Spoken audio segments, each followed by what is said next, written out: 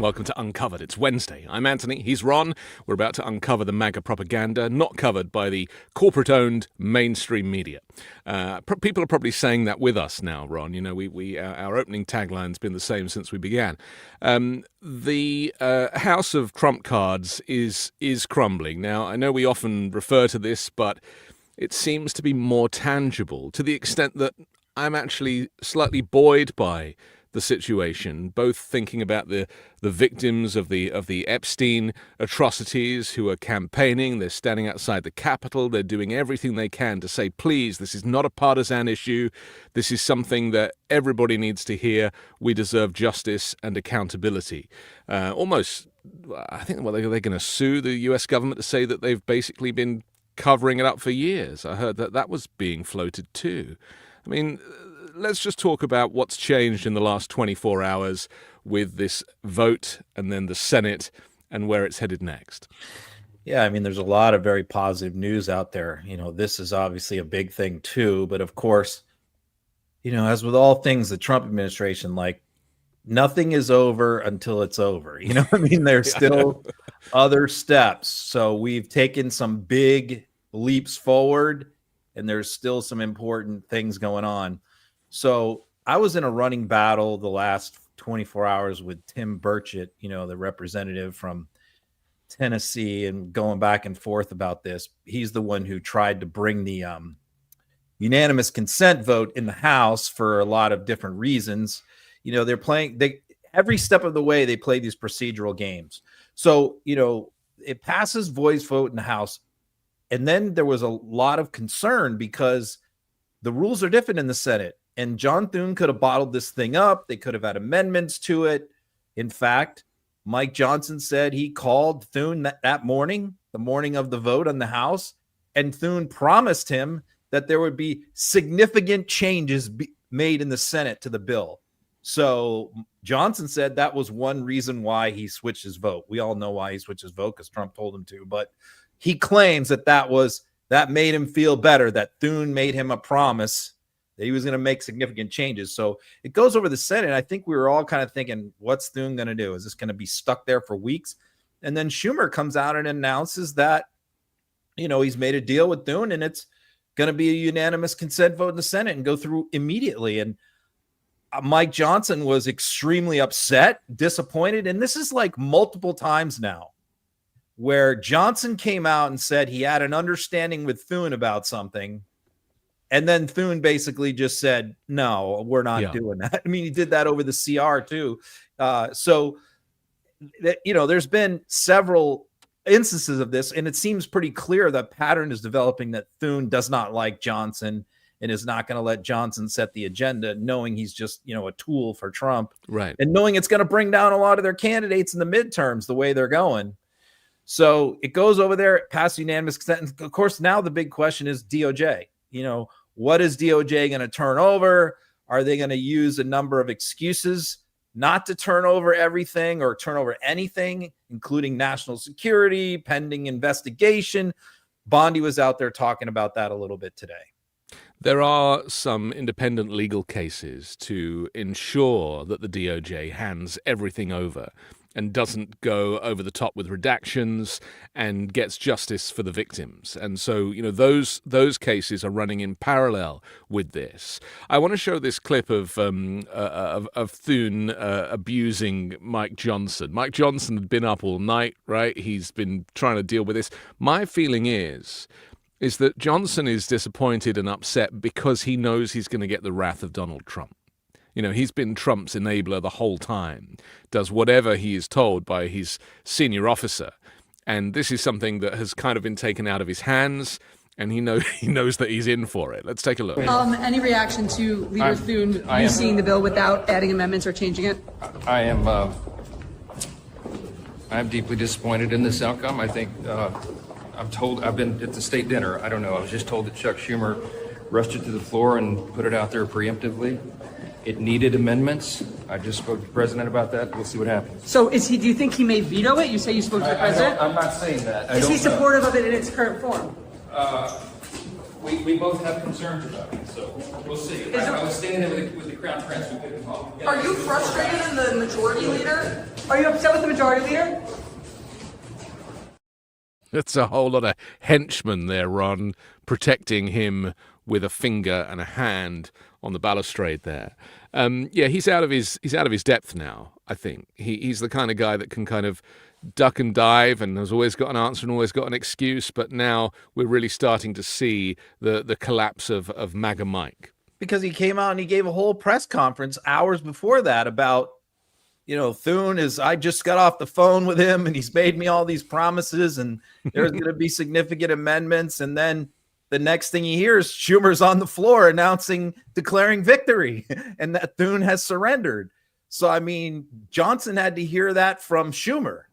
And so let's give Schumer credit. I don't know how quickly or what he said or did, if anything, to get Thune to cave, but I'm going to give him the win. I wanted to ask you about this because this is really important. Okay. Last week we were giving Schumer a lot of shit. Yep. Right. And absolutely. the week before for not endorsing Zoran Mamdani and a whole bunch of other things of basically being a weak leader. I actually think that public opinion, or in this case, public abuse, can be very helpful when it comes to these elected representatives. Maybe. And I actually think that if it wasn't for this push to force Schumer out, as has been the rhetoric of the last couple of weeks, he wouldn't have stepped up. I mean, I actually heard Schumer saying the F word earlier in an interview. This is I don't great. really like that because I think it's just fake when he does that. It's not who he is. But I'll say this. And I'll give Schumer all the credit for this, but Schumer has strengths and weaknesses. We know what they are. His weaknesses are, he can't get out and give any speeches anywhere in the country. He can't go to a rally. He can't go to Texas or California, Illinois. He's got to stay in New York and DC because that's all he's capable of doing. And if he does go anywhere, he'll get booed. And so, he can't really get out and help anybody that way.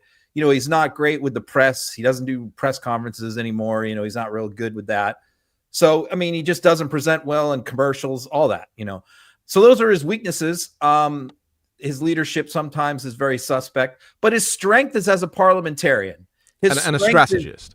As a strategist, is knowing how to run the game behind the scenes, much like Pelosi.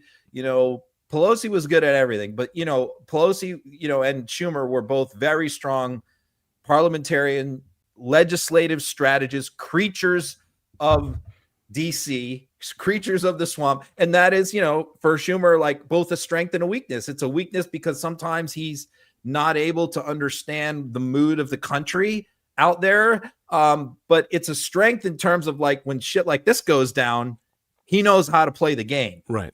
He's a master.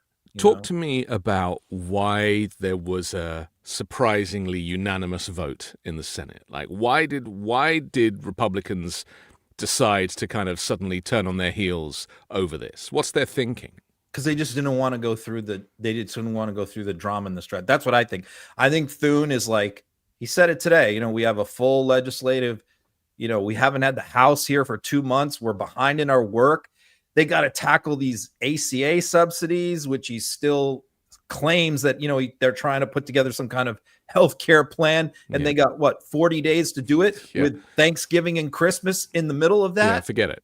So I don't think he wanted like 10 days on Epstein. And I think that he saw what Mike Johnson just went through, deservedly so. Every single day, every question is about Epstein and nobody wanted to talk about anything else. And so I think Thune looked at what just went down for the last 2 months in the House and said, I don't want to deal with this shit. I don't want no part of this.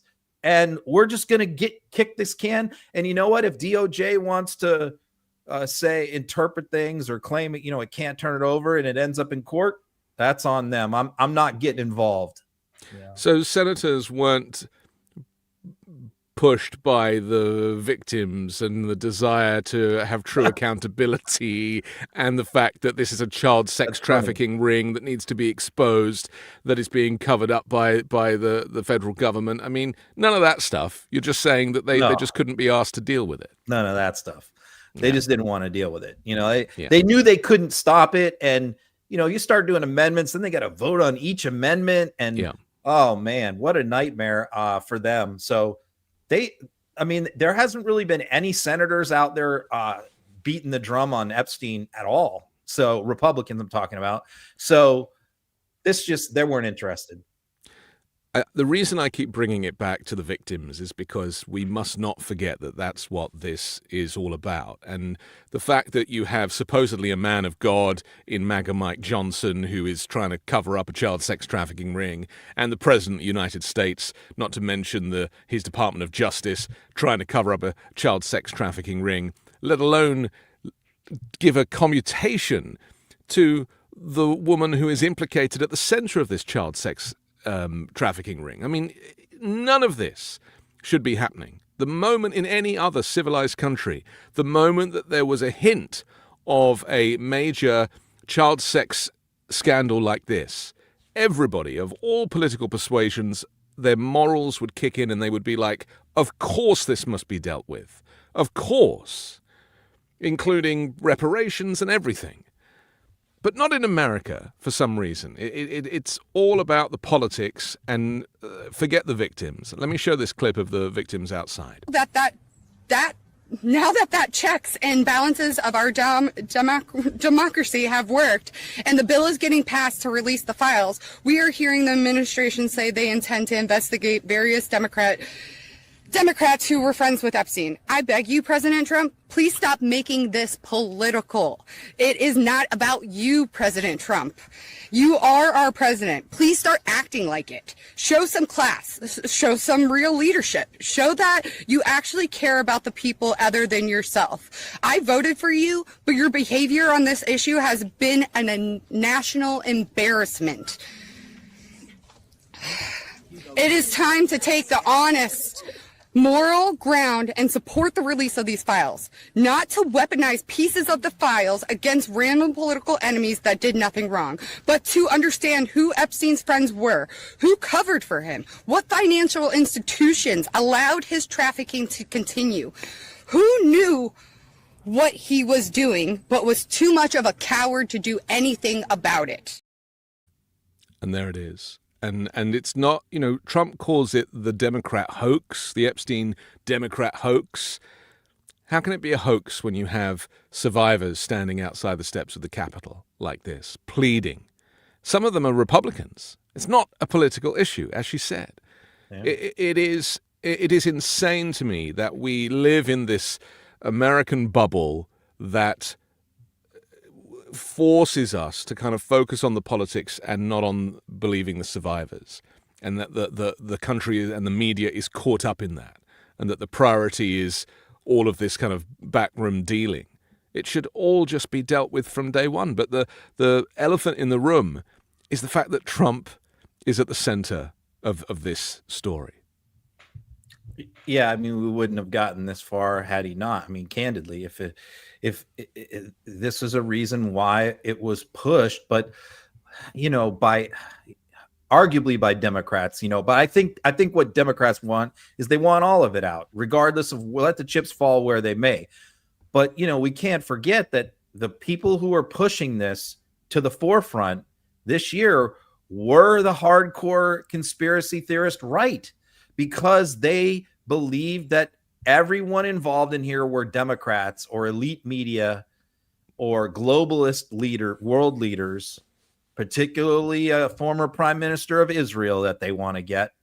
And, that's why they pushed this. So it was all political. They not for a second believed that Donald Trump would in any way be implicated in these files. And that's why they've gone so silent. Many of them is because I think with some of the stuff that has come out through the media over the last 10 months, I think, and Trump's behavior in covering it up with Bondi, I think has surprised them.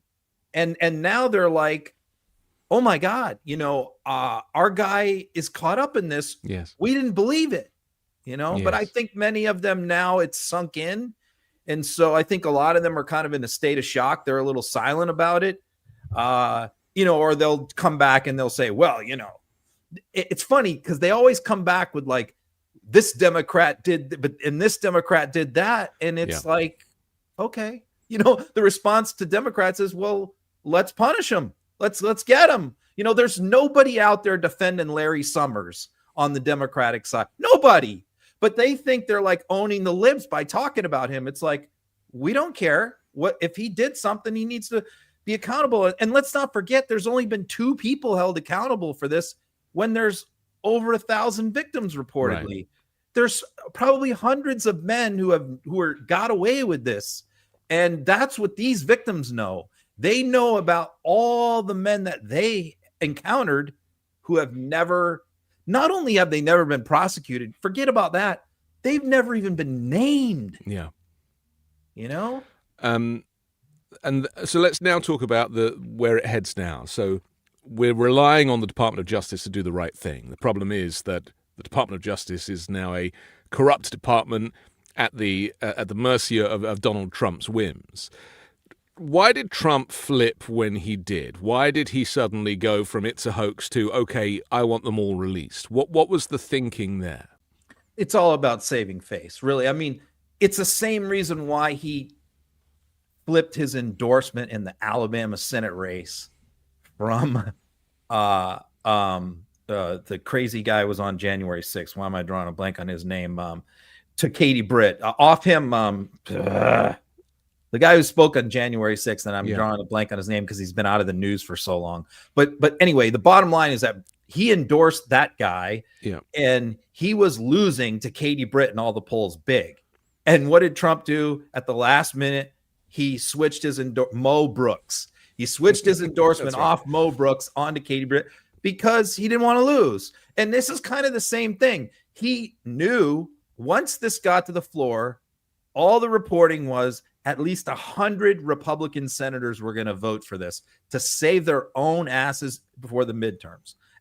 So do you think that Trump wanted to oppose this and have 100 Republican senators go against him? I mean, he can't have that. That's part of the dictator autocrat facade. He can't show the crumbling of his own party and opposition from his own party. So he had to just act like, all right, everybody vote for it now, because he knew that 100 of them were going to vote against him, and he couldn't have that. But he's time shifting the cover-up now, isn't he? So the cover-up has now come out. On the back end. Right. Yeah. So let's talk about that. What does that mean now for the DOJ, for redactions, for the fact that, I remember the DOJ had these documents for weeks, going through it with a fine tooth comb, looking for Donald Trump's name to remove. So what do you think their strategy is going forward now? Because, of course, they don't want to release these files. They don't want to bring any more kind of drama to this situation or even compromise Donald Trump's leadership. So what is the strategy now? So there's two possible ways that Bondi can obstruct this. Yeah. The first is the most obvious, which is to say this impacts a pending investigation. Right. And, she was asked today, what new has come out since you announced back in March that this case was closed? You've looked into it and there was not enough evidence to go after anybody else. She said that at a press conference. So she was asked today, what has changed between now and then besides Donald Trump ordering you to reopen it? Has any she said new information has come forward. What new information? I'm not at liberty to say, right?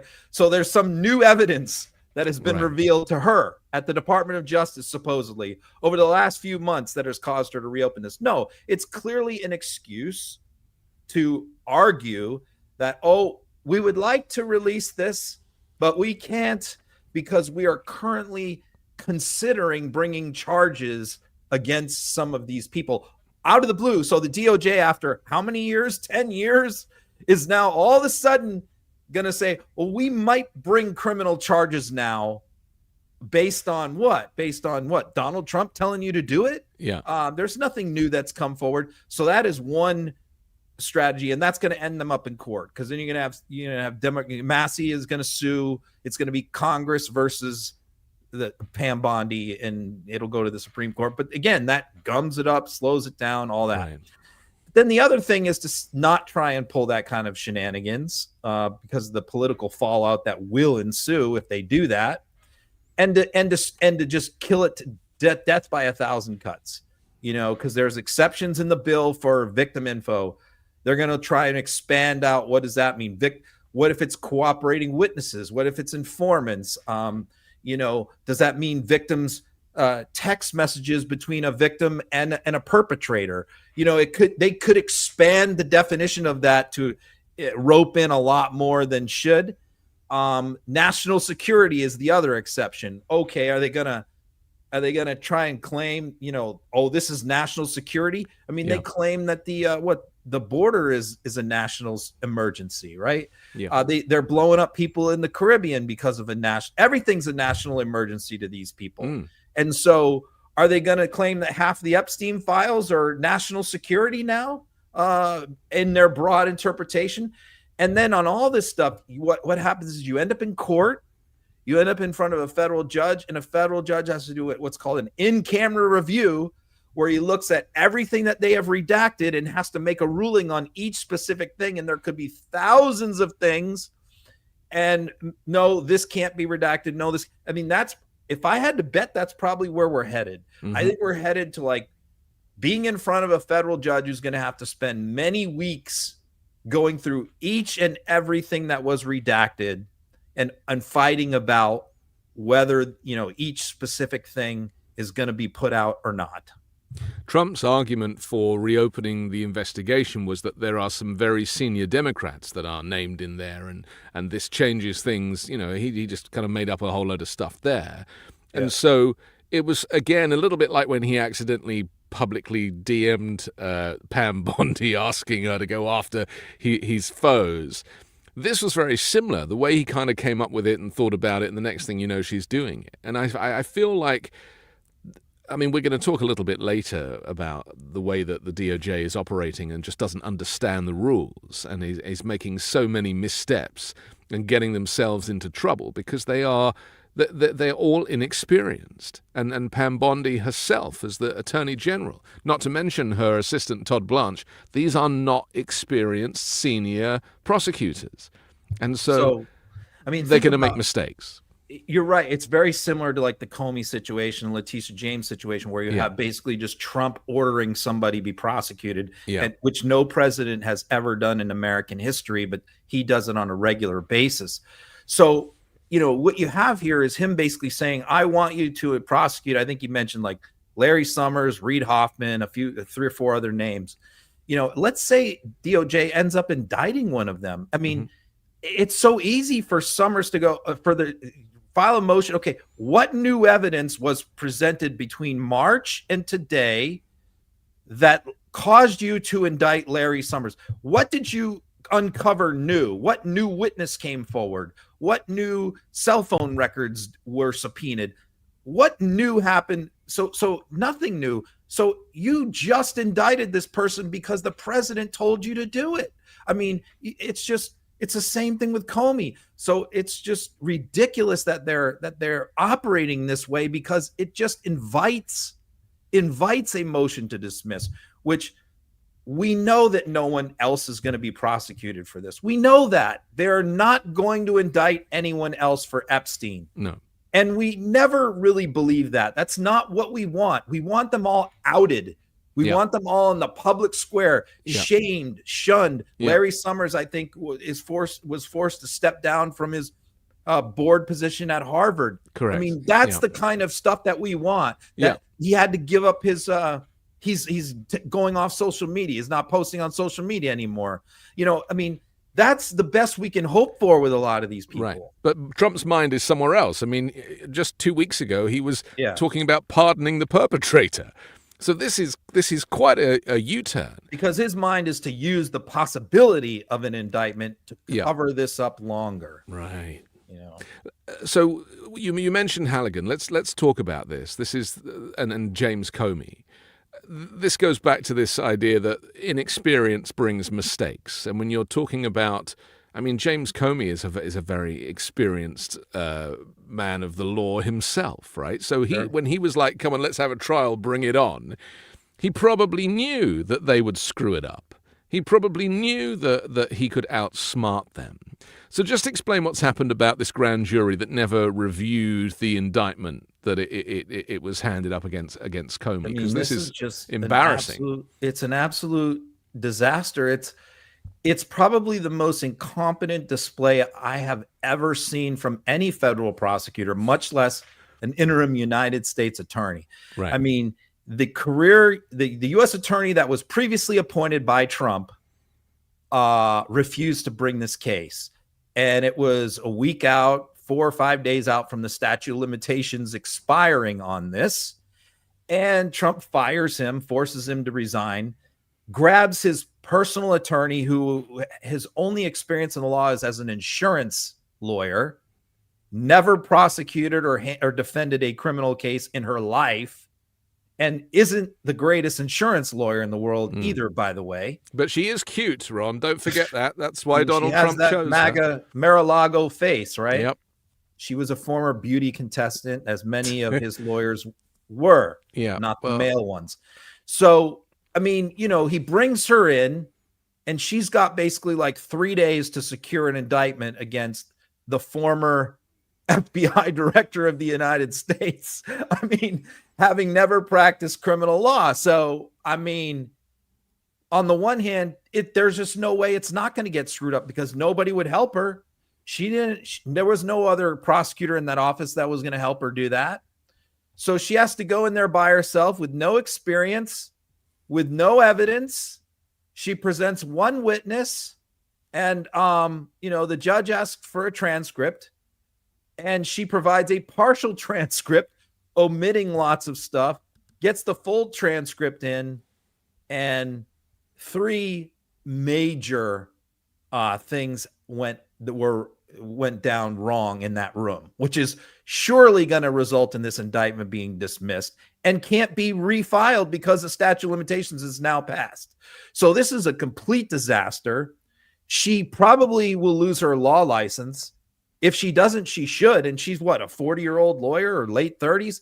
Her career should be over with this, because I've never seen anything this absurd. She presented one witness to the grand jury. She presented privileged information that could never be admitted during a trial, put it in front of the grand jury, was asked 2 questions by grand jurors about legal questions, and the answers she gave were false. They were wrong about Fifth Amendment and probable cause. Both of her answers, as the judge was able to see in the transcript, were incorrect statements of the law. Then when they refused to hand down the 3-count indictment, she then re-prepares a 2-count indictment page for them to sign, because they would only agree to indict on 2 counts. But instead of bringing it back in and presenting it to the full grand jury as is required, she apparently only presented it to the foreperson of the jury to sign off on it, without any of the other grand jurors present, which is you can't do that. So it's like, this whole thing is just a disaster, and it really just shows the way justice works in the Trump administration, or doesn't work. Because the good thing to come out of this is that the justice system seems to be holding. There is always the fear with this dictatorship that he is going to, as he has taken control of the Supreme Court, taken control of the Department of Justice. But the fact that the law seems to be holding in these moments that give Comey the opportunity to say, well, no, this isn't right, it is a good thing for us and for society as a whole. Yeah, the fact that this judge stood up and wrote this kind of an order, just blasting her and showing all the improprieties and everything that went wrong. A lot of this was on the judge's initiative, because the defense lawyers don't have access. It's all on the judge's initiative, because the defense lawyers don't have access to any of this material. So the fact that he did an order this scathing and really held her feet to the fire, she tried to submit a transcript with missing stuff. He could have overlooked that. He could have just said, oh, okay, whatever, I'll just work with this. No, he said, there's things missing here. I want your discussions with the foreperson.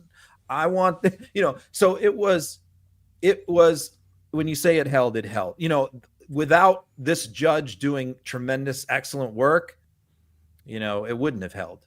So at every critical turn, typically until we get to the Supreme Court, the judiciary has been serving us well. Right.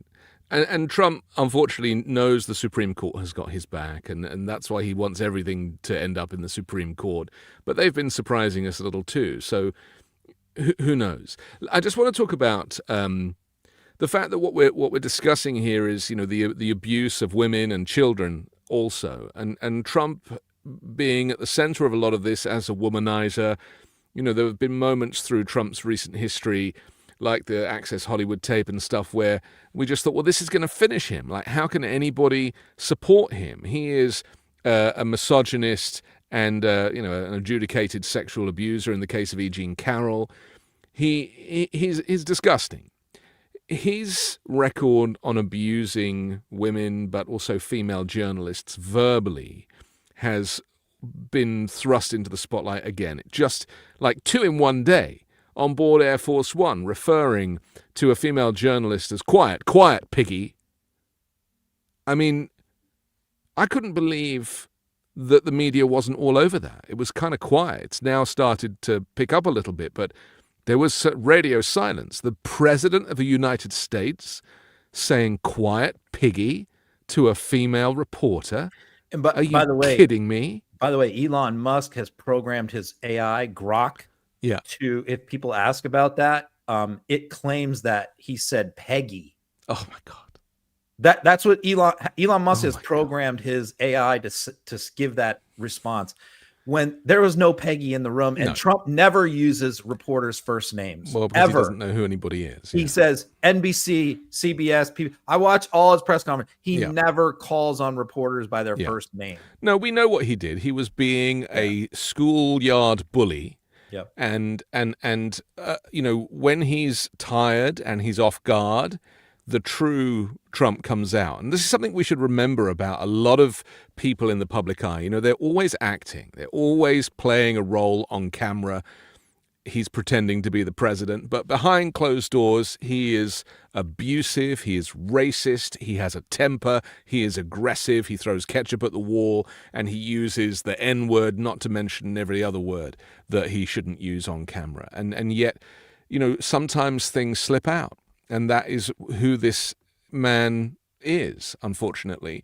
So then the other incident was when he was entertaining Mohammed bin Salman in the Oval Office, when a journalist asked a question of the Crown Prince of Saudi Arabia, and Trump, again, just abusing this journalist in the most inappropriate way. We've created a montage of clips of Trump insulting, berating, and demeaning female reporters. He has form in this regard. Let's take a look. Will you let me finish my statement? You are the worst. You're with Bloomberg, right? You are the worst. I don't know why they even have you. Quiet. Fake news. When you say that, darling, that's fake news. Well, why were you the Department of Defense? Listen, be quiet. Listen. You don't listen. You never listen. That's why you're second rate. What he did, well, you don't know much about crypto. You know nothing about nothing. You're fake news. But let me do it now. It's not the question that I mind. It's your attitude. I think you are a terrible reporter. It's the way you ask these questions. You start off with a man who's highly respected, asking him a horrible, insubordinate, and just a terrible question. And you could even ask that same exact question nicely. You're all psyched up. Somebody psychs you over at ABC. They're going to psych it. You're a terrible person and a terrible reporter. Oh, fake news, CNN? Here, I'll hold it. Oh, yeah. Here we go. Wait till you hear this question. Thank you, sir. You should really say how great. Who are you with? And the same to you, Mr. President. Now, who are you with? I'm with ABC News, sir. You're with who? ABC News, sir. Fake news. ABC fake news. One of the worst in the business. But I'll answer you. The White House account to have it go out on that particular channel. Give me a break. It was just somebody did it in fun. It's fine. Have to have a little fun, don't you? Who are you with? Politico, Dasha Burns, sir. Dasha Politico. Politico's gone bad. They've been so wrong about everything. Politico has been so wrong about everything. Let's get somebody else to ask some questions. Do you mind? Is that all right? As a personal gift to you, why not leave it behind? You're ABC fake news, right? Why not? It's only ABC. Well, a few of you would. Let me tell you, you should be embarrassed asking that question. They're giving us a free jet. But he knew nothing about it, and we can leave it at that. You don't have to embarrass our guest by asking a question like that. It's just he asked Mr. Well, I haven't heard that. You're telling me. Who are you with? Who are you with? I'm with NBC News, sir. Fake news. NBC. You're fake news. What a NBC's gone down the tubes along with most of the rest. I think the license should be taken away from ABC because your news is so fake and it's so wrong. And we have a great commissioner, the chairman, who should look at that, because I think when you come in and when you're 97% negative to Trump and Medical professionals have warned for decades. I said, not you. You're CNN. You're fake news. Go ahead. Proud you, especially you, should be proud of those pilots, and you shouldn't be trying to demean them. No, there's those pilots flew at great assessment risk, a big chance that they've never come back home and see their husbands or their wives. Let me just tell you, you and NBC fake news, which is one of the worst, and CNN, New York Times are all bad. They're sick. There's something wrong with them. But you know what? You should be praising those people instead of who you with. CNN. There's a split, Fake though. news. Fortunately, nobody watches. But my Is anybody watching CNN nowadays? I haven't seen it in a long time. But some of your supporters are wary of the U.S. getting involved in another foreign law, and some believe that we should support. Do you ever ask a positive question at CNN? No, I didn't know. I mean, I would figure it was ABC fake news that would ask that question. One of the worst. I'm the travel pool, but I'm with NBC News. NBC fake news. NBC's one of the worst. What else do you have? Some more files, is that the case? Well, I don't want to talk about it because fake news like you're a terrible reporter, and fake news like you, they just keep.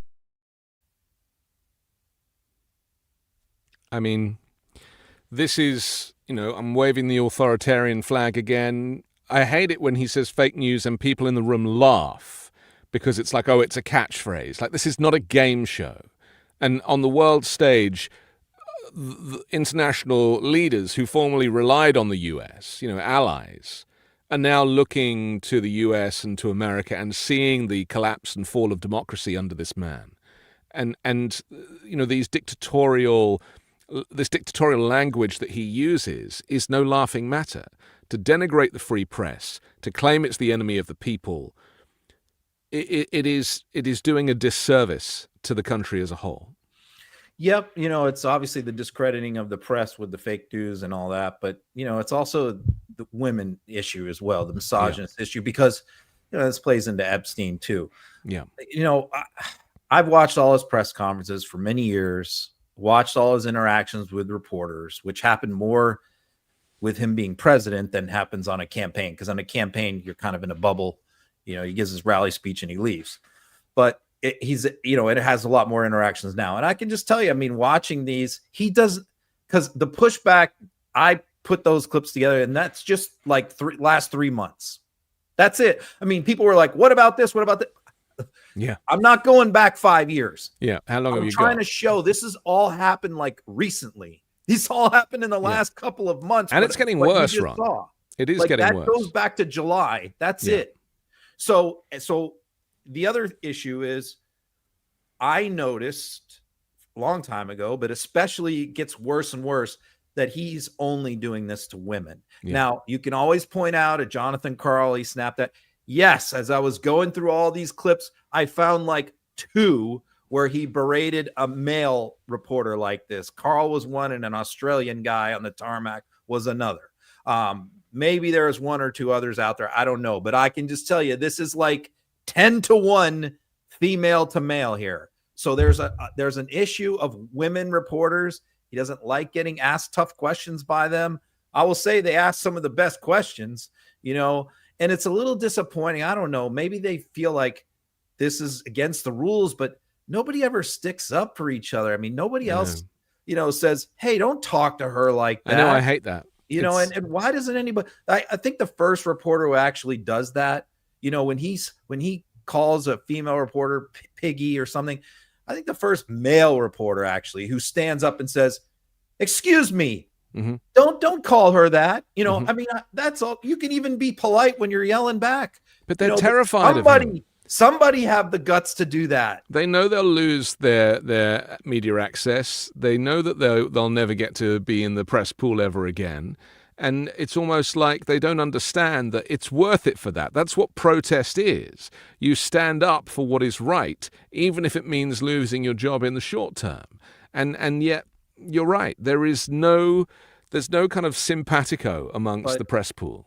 Even more important than that, Republicans in Congress, because to me, like the piggy thing, when I was doing like searches for some of these clips, the piggy thing was everywhere. I mean, like not the normal, just big outlets like the other clips. I'm talking about that clip was throughout the pop culture. Every kind of media thing you can find, every platform, it was out there. So I was like, whoa. This is the kind of stuff that Democrats can use against Republicans if they're smart about it, because they also are remaining silent. Many of them were asked about the piggy comment in the last 24 hours, and they all, deflected, defended. Not one of them condemned Donald Trump for that comment. And that is the kind of stuff that can be used in midterm campaigns. The fact that at every point, the reason why Donald Trump is allowed to get away with all of this bad behavior is because the leaders and the other members of his own party will not call him out about it. They won't say anything, and they're the ones that need to be voted out. We can't necessarily get to Trump in an election, but we can get to his henchmen and his enablers. But many of them are far-right Christian nationalists, and they don't subscribe to women being equal. Sure. And we know that this is a thing that happens in the home. In fact, this weekend on the Weekend Show, I've invited Tia Levings back on. She's a former trad wife who's written an amazing book about this. And we have to understand that, in a normal is a word I hate, but in a kind of regular lifestyle where you try and achieve some level of equality in your own home, that is not happening in these Christian nationalist homes. And I'm not talking about regular moderate Christianity. I'm talking about these nationalists and these far-right thinkers who are not letting their wives vote. They're making sure that the wives fill in at home so that they can stand over them if they let them vote at all. They don't want their wives to work. They want to have total control of the females in the home. And even this extends to MAGA Mike Johnson. He is one of these people. We've seen him being interviewed with his wife, and she was doing the baby voice that is, again, part of this world. So sometimes I think it's hard for us who live in reality and equality to recognize that they don't care for women. There's no women welcomed or accepted in the Republican Party. Marjorie Taylor Greene's been talking about this last week, saying, I'm starting to realize that I'm a woman and they don't want me here. It's like, well, wake up, because this is it.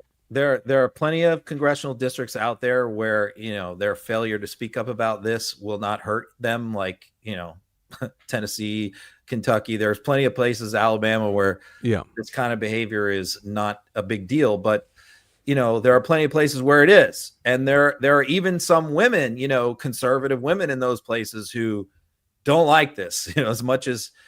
So, sure, there's a segment where this kind of thing is acceptable, maybe. But certainly I got plenty of response from MAGA people on social media to this, which went viral, is going viral right now, to this montage I put together. They're pushing back saying, he does this to everybody, or, but the most common reaction is, oh, this is great. We love this. It's like a highlight reel for us. Yeah. And this proves my point, which is all of the things that he does that disgust us the most are the things that they like the most. I've said that for years. Yeah. So people are like, how can MAGA supporters, they think that they're not aware that Trump does this stuff. Oh, they're very much aware, and they love it. Yeah, it's like kind of MAGA lawmakers posing with guns, with their kids with guns. Like they like to kind of push home these messages that fly in the face of liberal and progressive thinking. You know, owning the libs as best they can. We have to take a quick break, but I want to come back and talk more about Mohammed bin Salman's visit, breaking with all protocols, and Donald Trump climbing so far up his backside you could almost see him waving out the top. We'll do that next here on Uncovered. Cooking Thanksgiving can be high stakes. It feels like one dried out turkey can ruin it all. That's why I love my Chef IQ Sense. This wireless cooking thermometer takes the guesswork out of holiday cooking. The USDA suggests a turkey should hit 165 degrees Fahrenheit to be safe. Well, your eyes can be deceptive, but Chef IQ ensures you hit that perfect temperature every time. Whether you're roasting, grilling, pan-searing, or even smoking the turkey, it's got you covered. It couldn't be easier. Just insert the sensor, tell the app what you're cooking, then sit back and relax. Chef IQ Sense tells you when to flip, take it off the heat, and even how long to let it rest. Basically, it's like having a personal chef watching the stove so you can hang out and be with your guests. No more oven peaking, no more dried out turkey, just perfectly cooked meals every time. And it works for steaks, chicken, fish, whatever you're cooking. You'll wonder how you ever cooked without it. Plus, it's the ultimate gift, perfect for seasoned cooks, kitchen rookies, and everyone in between. Now get 30% off site-wide with code UNCOVERED at chefiq.com. That's chefiq.com, promo code UNCOVERED. First, the clues don't seem connected. A bill here, a fee there. But step back, and the pattern is clear. Credit card debt is the suspect hiding in plain sight. It doesn't kick down the door, it follows you like a shadow. And just when you think you're safe, it strikes. The evidence is everywhere. Locked accounts, wages gone, futures rewritten. PDS debt has already helped hundreds of thousands escape, and they can help you too. Whether you're struggling with credit cards, personal loans, or medical bills, PDS debt has custom options to help you get out of debt. They go beyond the numbers to understand your unique financial situation and craft a personalized plan designed just for you. There's no minimum credit score required. They're here to help you save more, pay off your debts faster, and start putting money back where it belongs, in your pocket. PDS Debt is A+ rated by the Better Business Bureau, boasts thousands of 5-star reviews on Google, and holds a 5-star rating on Trustpilot. Why? Because PDS has helped hundreds of thousands of people get out of debt. Don't wait for debt to make its next move. You're 30 seconds away from being debt-free. Get your free assessment and find the best option for you right now at pdsdebt.com/uncovered. That's pdsdebt.com/uncovered. pdsdebt.com/uncovered. And you can find links to our sponsors down in the description below. Okay, Ron, for those who don't know the history with Mohammed bin Salman, we should probably point out before discussing this that it was the U.S. security services that found him liable for the murder of Jamal Khashoggi, the journalist who was in the U.S. Eventually goes to Istanbul, to the Saudi embassy there, goes in the embassy and never comes out. It is a very, very horrific story attached to this. I won't go into too many details, but it involved him basically being cut up and removed in bags and goodness knows what. And it was the U.S. security services that concluded after a major investigation that Mohammed bin Salman was responsible for ordering this killing. And Trump just welcomed him into the Oval Office and celebrated a so-called $1 trillion deal buying arms, including a whole bunch of tech that we probably shouldn't be selling to Saudi Arabia anyway. What were your thoughts about this initially? I think the Khashoggi part of it no longer has any punch politically at all as far as that goes. And so Trump doesn't care about that very much because the vast majority of Americans have no idea who that is and has never heard that name before. Also, that was a long time ago. Also, what took some of the sting about that was Biden, when gas prices were high, going over there and meeting with him now he didn't invite him into the Oval Office. I realize wasn't selling him jets, but that took a lot of the sting out of the moral outrage component of politicians meeting with MBS when Joe Biden did when our gas prices got too high. So I just think that's not the angle that really is, and I don't think that really has any bearing on whether Trump is meeting with him or not. What this is the fraud. The fraud is really, to me, every minute spent, on the Khashoggi thing is a minute taken away from talking about what is even more important to me, like in the present day, happening right now, is the corruption between the Saudi government and Trump and the Trump family. I mean, they have many projects all over the world that they're developing with Donald Trump through their sovereign wealth fund, where Trump is putting no money in. I mean, they're bringing him in as partners on major developments. The last trip he took over there, they actually took him out and drove him around and showed him, we want to build a Trump international property here. This is what we have in mind for you. They were literally making business deals a few months ago while he was president on an international trip. They were making personal business deals with him. This has never happened before. They announced a few days ago a Trump resort. They're going to sell a resort in the Maldives to Trump. For what? Probably for fair market value. Well, we really don't know. They're involved in his crypto businesses. And in exchange for that, they got not only the normalization, they got the Oval Office invite, they got Trump, glad handing him, but they also got F-35 jets over objections from the Pentagon, who were concerned that the tech from our most modern fighter jets are going to fall into the hands of the Chinese, because the Saudis are not going to worry about keeping anybody else from getting it. Once they have their hands on these jets, they're getting nuclear technology, civilian nukes, but we all know how that goes. That can be converted. They're getting that from us. They're getting security guarantees. We're considering them as if they were a NATO country, the same NATO protection. I mean, they are funneling tens of millions of dollars into Donald Trump's pocket on a monthly basis. And now they're getting a Christmas list from the United States government. That's the story. I understand where you're coming from. I was listening to Jamal Khashoggi's wife being interviewed a couple of days ago, and obviously she doesn't see it from the perspective that you do. So I just think it's important to kind of we have enough bandwidth for both. The other thing is just the human rights atrocities of Saudi Arabia as well. The reason that the U.S. kept its distance from Saudi Arabia was because of how it operated. It prosecutes peaceful activism. It prosecutes free expression. It keeps political prisoners and women's rights activists, and puts women in prison for decades for peacefully protesting. There's a whole bunch of atrocities that they still subscribe to. And MBS decided that women were allowed to drive recently. And so everybody was like, oh, no, he's changing. But he really isn't. He's linked to transnational repression, family intimidation, commercial spyware.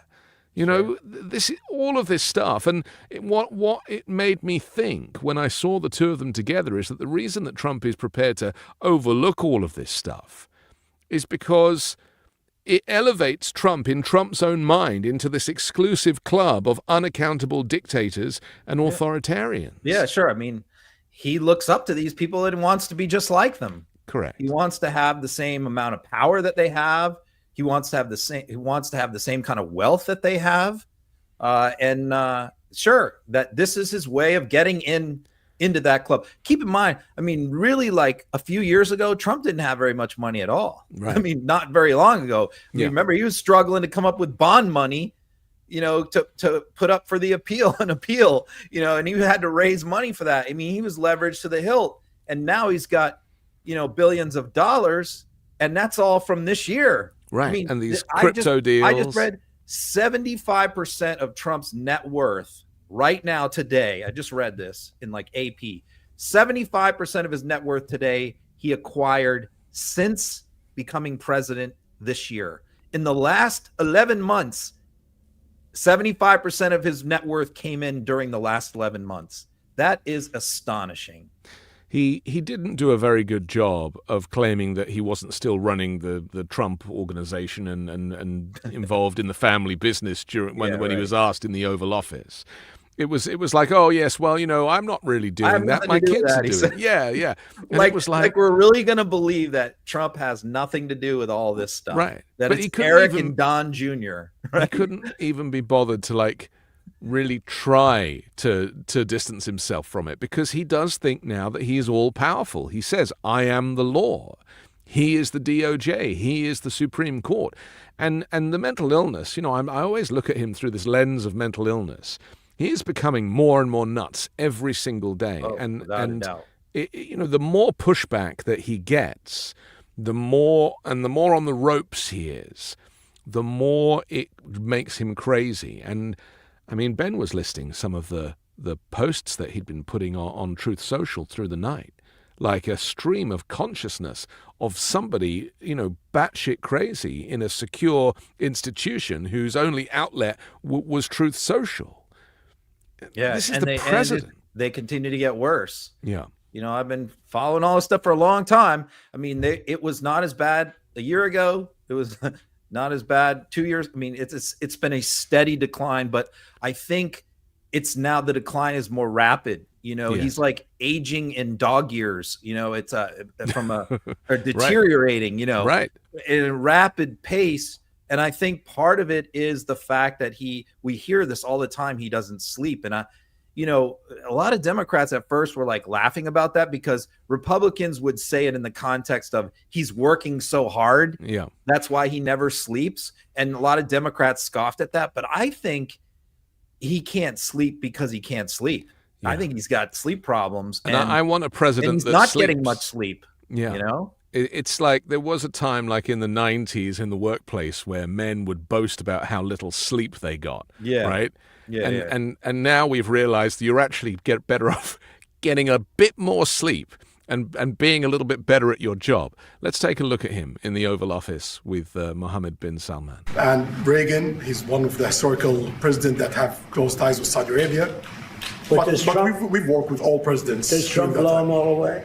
No, it's another league, Mr. President. Mr. President. And Trump doesn't give a fist pump. I grabbed that hand. I don't give a hell where that hand's been. I grabbed that hand. It's just so weird, Ron. It's weird. I mean, I can interpret some of this stuff because I saw homoerotic. A lot of people were a little bit baffled by what was going on there online. I can tell you. So what the question that was asked, which wasn't in the clip, was what has been your something like, do you have a special relationship with Trump? Do you get along better with him than other presidents? It might have been asked by one of the right-wing reporters. And what MBS was saying there was he was doing the, kind of what Israel's always done, play both sides. No, we've always had a great relationship. He was saying, you heard him say at the beginning, Reagan was great to Saudi Arabia. And he said, we have a great relationship with all presidents. And, Trump is like, wait a minute. I thought we were besties here. Like, you're saying that you get along with me just the same as all the other American presidents. So you knew that he couldn't handle that sitting there listening to that. Yeah. And of course, MBS is trying to be diplomatic. He doesn't want to burn his bridges with the Democratic Party. This guy's going to be running Saudi Arabia for probably the next 30, 40 years. He's not interested in taking sides in American politics, right? He needs both parties. But he's ingratiating himself because remember 9/11, 17 of the bombers were Saudi nationals. Right. And so this was a big problem for Saudi Arabia. The other thing I was thinking, Ron, is there's a Muslim ban from every major Muslim country, and yet the Crown Prince is straight in there and given the blood red carpet treatment. Yeah. So, Trump interrupts him and says, no, but you like me best, right? I mean, it just shows what a weak child he is. Yeah. He's just a child, a needy child. So easy for these guys to manipulate. I mean, when you watch that clip, who comes across as the boss? Who comes across as the alpha in that room? Yeah. MBS, to me, Trump comes across as the child. that's being jerked around on a string. And how is it that Saudi could have the power position in the Oval Office over an American president? But that's literally what happened. And then he says, and I grab his hand, he's talking the fist bump. He's talking about Biden because Biden didn't want to be seen on camera shaking because of the Khashoggi thing that you mentioned. Yeah. His trip to Saudi to meet with him was very controversial. Yeah. He was taking a lot of heat from the left about it. And he didn't want to shake his hand, so he gave him a fist bump. And that was kind of choreographed between them. And that's what Trump is referencing there. I shake your hand. I don't fist bump you. I mean, it's just so immature. Yeah. He actually said fist pump, which I think is this as opposed to this. That's the bump. And that's the pump. So he got that wrong. The inner child that we see here, it's like the whole world is having to play around this guy. Everybody is having to watch what they say from the media, the BBC over on the other side of the Atlantic. Everybody. They said that they're not settling, by the way. Did you see that? I know. Well, you know why? Because Trump's trying to sue them for more than their annual budget. That's why. So I think that, the historians, because I often try and zoom out and look at the bigger picture of this, looking back on this kind of decade of Trumpism, the historians are just going to have a field day writing this because you literally couldn't make half this stuff up.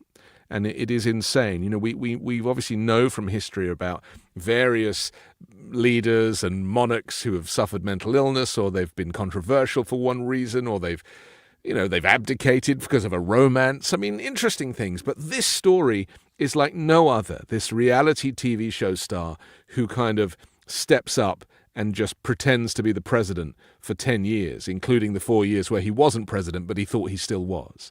And it's just insane. Because he's trying to sell it to so the question is, why are we doing all this stuff for Saudi Arabia? What are we getting from them? Exactly. What, I mean, and can we trust them? What we're getting is almost nothing. Who's getting stuff is Trump. I mean, they've been putting money in his pocket for the last 11 months. They've set the stage for this by laying out a lot of cash into Trump org, which Trump, of course, says, I don't know anything about all that. That's Eric. Go talk to Eric. None of those deals involve me, right? So, but then so when he's asked, what is America getting out of this? We know what you're getting. What is America getting? He says, they're going to invest. And because before he said 800 billion. That's right. He's like, $1 trillion, $1 trillion, right? And MBS is like, okay, if I have to. Sure. Yeah. I mean, the entire gross national product of Saudi Arabia is $1 trillion. They're going to literally turn over their entire economy. Right. It's the same as suing the BBC for their annual budget. I heard some snarky people go, well, they have a sovereign wealth fund. I think they got 900 billion in that. So they're going to turn over their life savings to the United States to thank Donald Trump. I mean, come on. None of this money's coming in here. Now, we've talked about this before. The fact that he was quoting 17 trillion worth of investment, then it went to 19. Now it's around 21 or 22. 32, I heard. No, how much? No, 22. 22. Yeah, I think it's 22 32 trillion will be next week.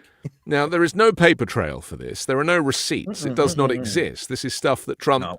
In his mind, he's like, okay, last week I said 17. This week it should be 19. Next week it'll be 22. That's just the showmanship. But the serious side to this is that people are starving. People are lining up at food banks. People are struggling. When is anyone going to actually say to him or say to the executive, please show us evidence of this?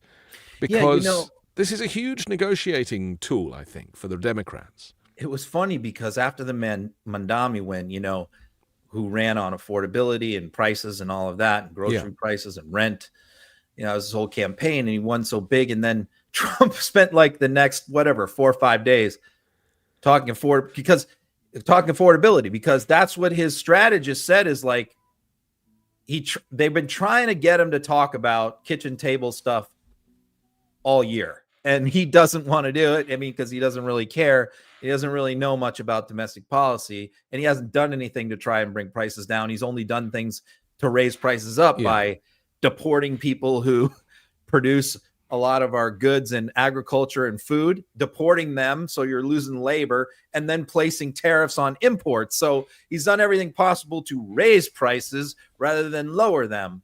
So, I mean, they've been trying to get him to shift to the affordability messaging, which lasted, like I said, about 4 days. And all he just kept saying was, prices are down, prices are down, prices are down. But, this is the one thing that sometimes I worry, like do his lies sink into people? Like when he repeats lies, like about January 6th or Russia, he repeats these things over and over again. And over time, especially with Democrats kind of ignoring some of it, it sinks in with a lot of people, his alternate reality. But on this issue, the affordability, the prices of stuff, it's not working because people know.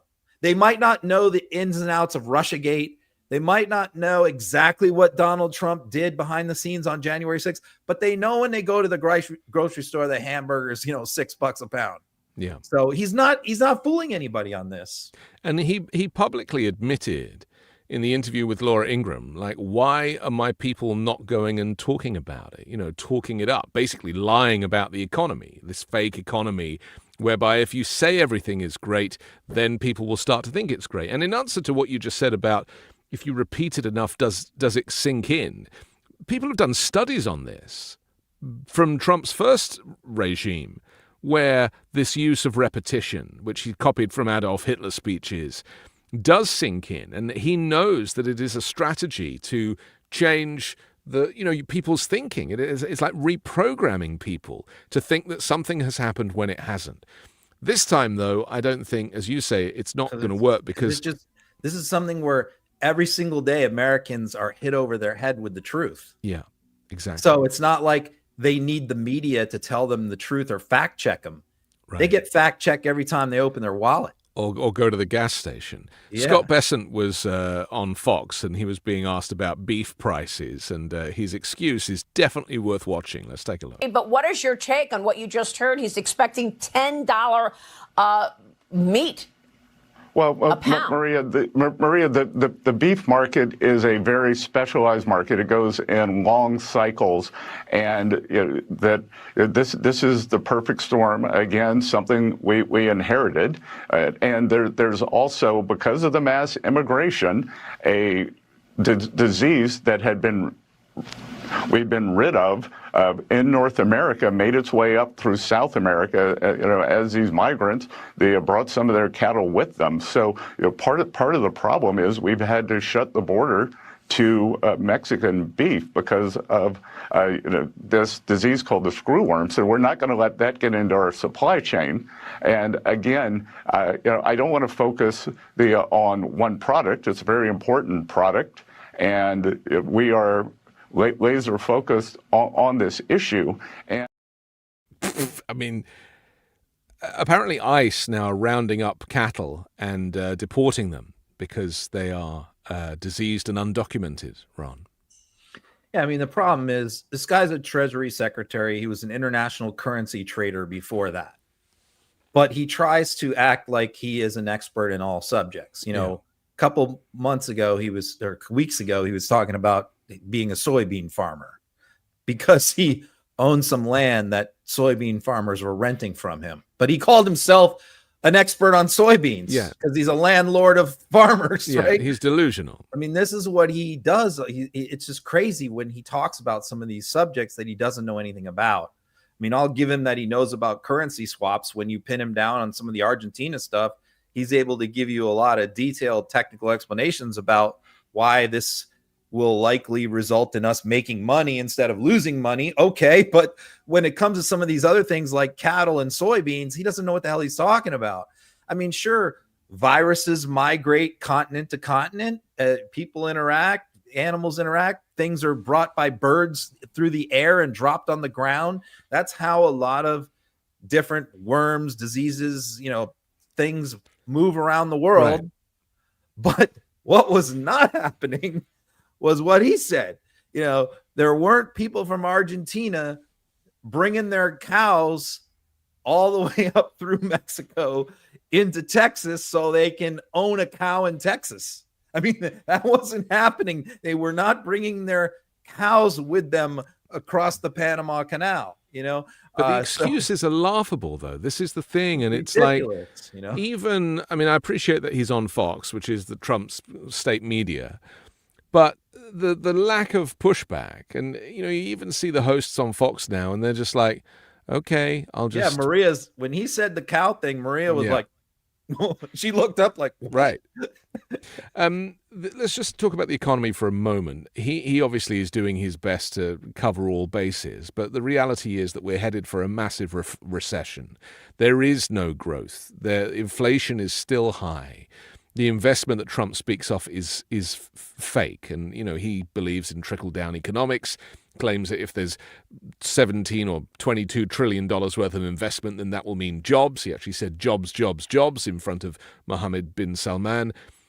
The reality is that the way industry is changing, especially with the numbers of people being laid off, and major companies like Amazon and the like, they're actually firing people at the moment. They're scaling back.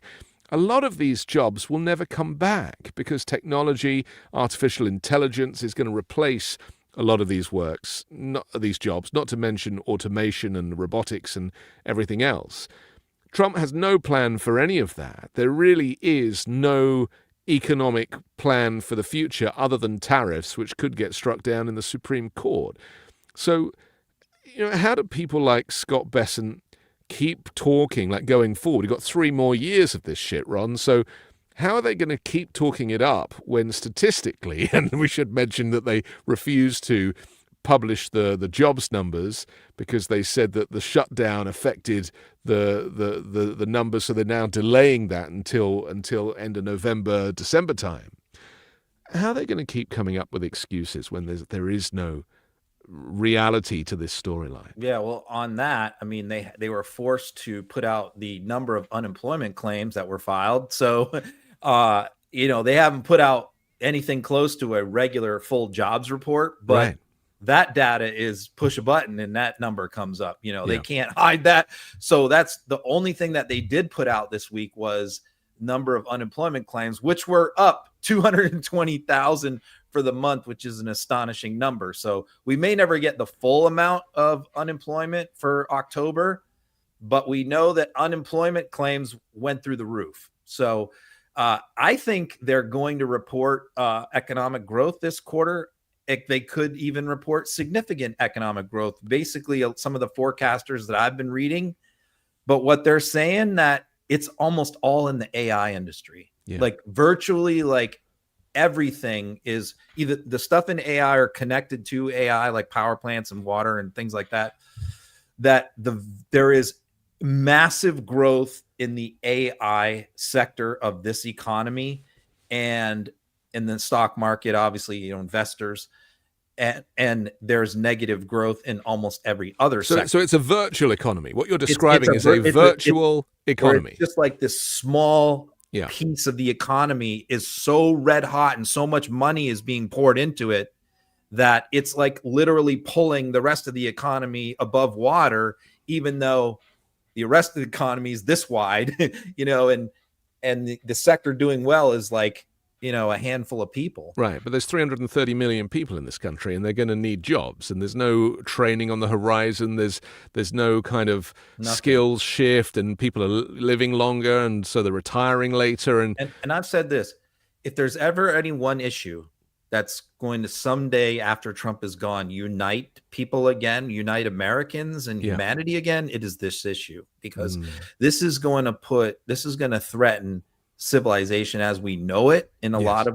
ways. So it's not a liberal, it's an issue where like I read what people on the right say about AI and their concerns and what people on the left say about it, and they're saying the same things.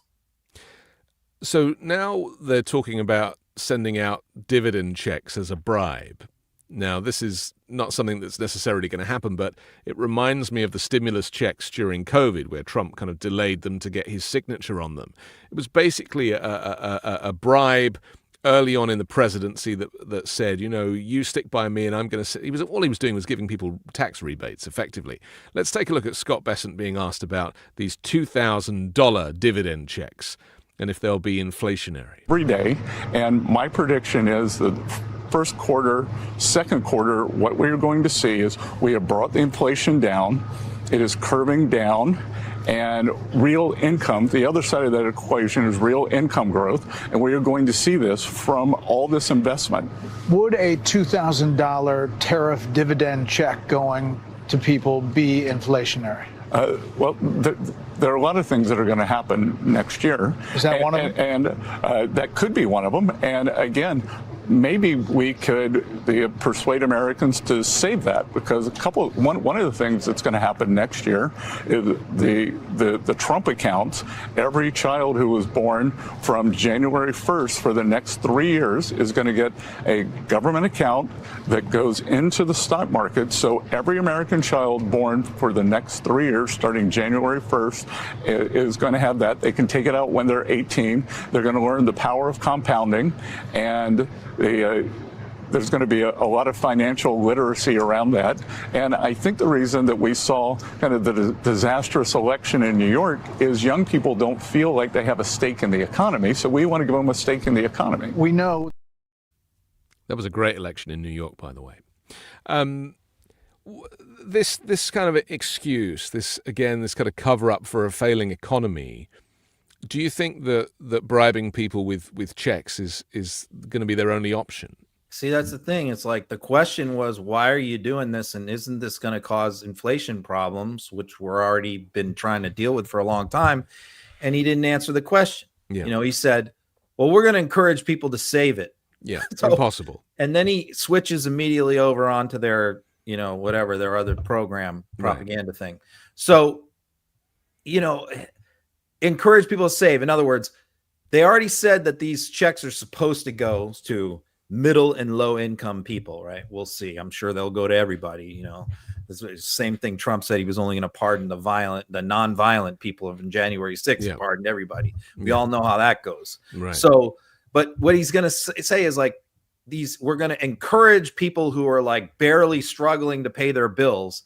We're going to give them a $2,000 check, and maybe that won't cause inflation because maybe they'll put it in a savings account and not spend it. I mean, who is this guy? He's from Wall Street. He's from Manhattan. He's so out of touch with what's happening in America right now.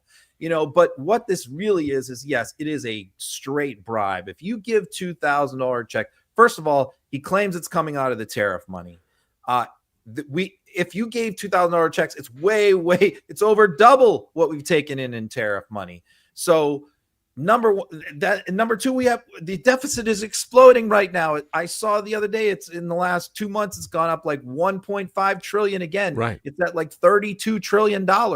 So we're going to borrow more money to give people checks. But that's what we're going to do. They could just pay the deficit off. He's got $22 trillion coming in, Ron. He can just wipe that debt clean in minutes. I mean, so he's going to borrow, $1 trillion to give everybody $2,000 checks right before the midterms, because he's talking about doing this, of course, in the summer. Yeah. I mean, first of all, he can't do it. It's got to go through Congress. And these guys who claim to care about the deficit just passed massive tax cuts for the wealthy, and now they're going to give away $1 trillion. I mean, what the hell are we doing here? It's not going to end well. I know that much. Let's talk about some good news out of Texas. We're hearing that the court there has struck down their gerrymandering because of more incompetence from the Department of Justice. Just explain this to us. For people that don't know, Trump asked Greg Abbott to find 5 more seats in Texas. He complied immediately. Legal cases against that. Then in California, Gavin Newsom tried to then do a similar thing, but did it properly, like gave people a vote on it, and that was the prop in the last special election. So just explain how Texas has kind of fallen foul of the law on this. It wasn't Texas's fault. It was another incompetent Trump-appointed Department of Justice attorney, Harmeet Dillon. She is the Trump appointed her as the chief of the Civil Rights Division. And how does he find these people? It's not really for their accomplishments in the law.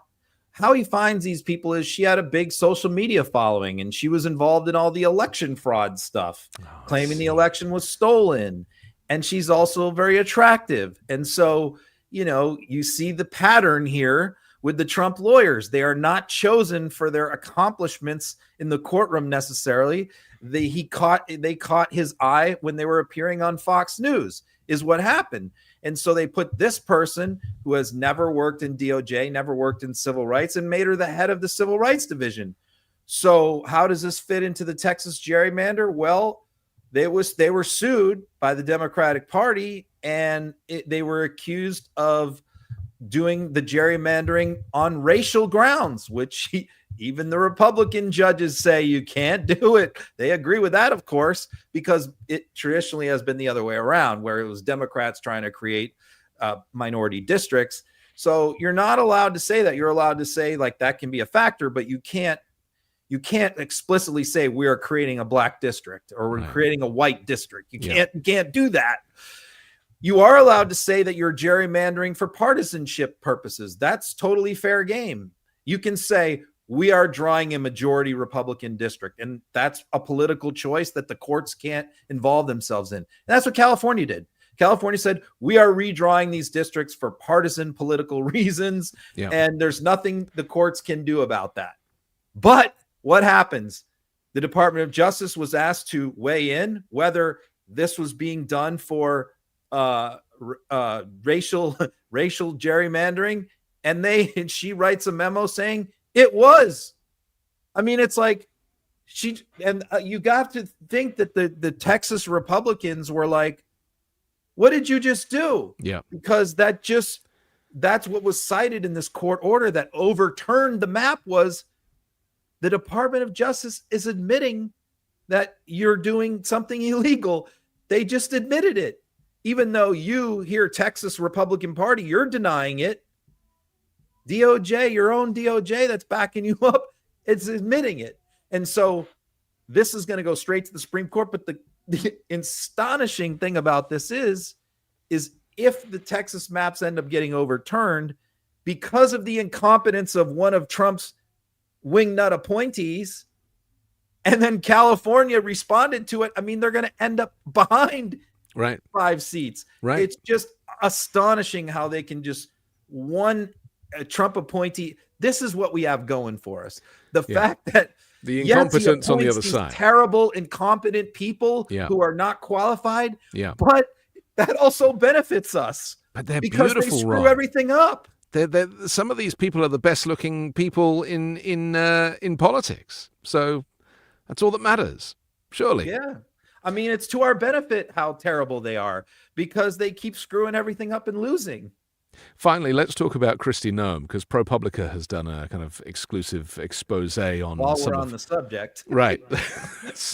on cosplay Noem with her with her costumes. This is very interesting. I'll let you start. I have some interesting thoughts on this, but I'll let you start. Just kind of bring people up to speed with what the lay of the land is with her.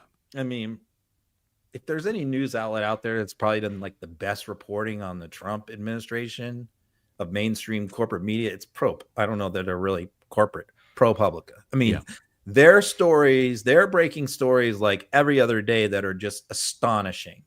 And you kind of wonder, like, where's the rest of the corporate media here? Why is ProPublica breaking all this stuff? Right. Are they the only reporters left in America?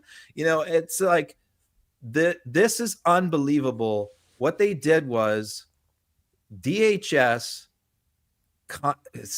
gave a $220 million contract to a PR firm, a campaign consulting firm with ties to Kristi Noem's previous governor campaigns. They did work for her, and they did work for Corey Lewandowski, who's her boyfriend.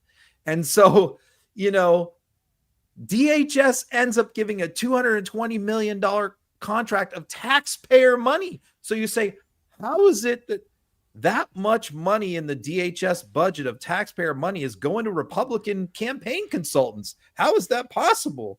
Well, it's possible because, and no other company, it was supposed to be, this is not really for, it's for public service announcements, right? Yeah, it's to for an ad inform the public. campaign. That's right. And Right, she that's what claims it's all that about. it was designed to stem illegal immigration It's and not because it's not of the about national politics, emergency. right? Yeah. It's not about politics. Yeah. It's about public service announcements, right? So Yeah. so they hire, and so these kind of things have to go for open bids though, for government contracts. Everybody can bid and there's a process. They bypass that. She bypassed that by citing that these PSAs are national emergency because we have this national emergency of this invasion of all Even these though migrants. the border is now closed. So we've declared it. Trump has declared a national emergency. Therefore, we don't have to open this up to other contractors. Since it's a national emergency, we can just go hire this one company that happens to be her former campaign, did her ads for her governor campaign. And then, of course, naturally, all the ads feature Kristi Noem as the star of the show, in all these commercials. So what is this? This is a $220 million ad buy of taxpayer money for Kristi Noem's 2028 presidential campaign, which has just launched. Surprise, surprise. I mean, she's been putting out a whole bunch of videos, and I mentioned to you that I was in the thrift store and I heard one of these ads play on the radio in there out loud, and it was awful, because the thrift store is just full of like migrants trying to buy cheap clothes, and this ad plays, and I've heard it on the radio in the car as well, where you will be found and you don't expect to stay in this country and we're coming looking for you, and these poor people are just like trying to buy a $7 sweater. So I'm very conscious that she loves the show business aspect of this, and it really is quite horrific. And her department has also been using AI to create these kind of, your country needs you kind of Uncle Sam style ads. And the AI is producing them in like 1930s Nazi party propaganda imagery, because that's what it's drawing on. They're all and they don't seem to care. Blue-eyed. Yep. Exactly that. So there's that. So what's the story about her buying these 2 jets as well? Didn't she order these 2 private jets as well? That's baked into this. She's as well. using that. She did that through the Coast Guard budget. That's right. And they're the Coast Guard's jets, except her and her boyfriend are the ones who use them all the time. And then there's the other story where she buys, what was it, like a handful of old Spirit Airlines 737s. They didn't have engines, and it turned out they didn't have engines. Now, my thinking, because I'm into aviation as well, is that Spirit Airlines is an Airbus fleet. It's an exclusive Airbus fleet. They don't own 737s. So I was thinking, how long ago was it that Spirit owned a 737, a Boeing, right? And I was thinking, it's got to be like 10 or 15 years that these planes have been sitting around doing nothing. It turns out they don't even belong to Spirit. They were leased. Right, so she's been scammed. She was negotiating with somebody who didn't own them. Right. So she's bought planes with public money, supposedly to deport people with, except the planes don't have any engines because they've been stripped, so the plane can't even get off the ground. I mean, and it would cost like more, I read, to like put new engines and refurbish them than to buy new ones, or simply to just do what they were doing before, which was leasing airline jets. But how is she still in her job? I mean, this is the problem we have with every government department. Now, there's big news out the Department of Education yesterday about them splitting up all of those responsibilities, giving them to other departments. It just seems to me that you put incompetent people in the senior role in all of these cabinet positions, and nobody, therefore, has the spotlight on them for being incompetent because they're all incompetent. But it derails your agenda. That's the other thing. Like, to me, there's plenty of dark people out there that are terrible people that are actually competent, like Russ Vogt, like that are smart and are ruthless. And he's an operator. And Stephen Miller, even. I mean, like, these are killers. These if they had put those kind of people in every position, instead of falling for like the attractive person on Fox News, we'd be in a lot worse shape. Right. And I'll tell you, that's what worries me about a President Vance. Well, that's right. I was going to say that's what's he's coming. Going to do. Correct. That is exactly what's coming. He's not going to appoint all these bumpkins. Yeah. As soon as Trump's out of the picture, then that's when this regime becomes extremely dangerous, or more dangerous than it currently is. Okay, we have to finish, but I'm grateful to you for chewing the. What's the phrase? Chewing the cud with me for the last hour and a half. Yeah.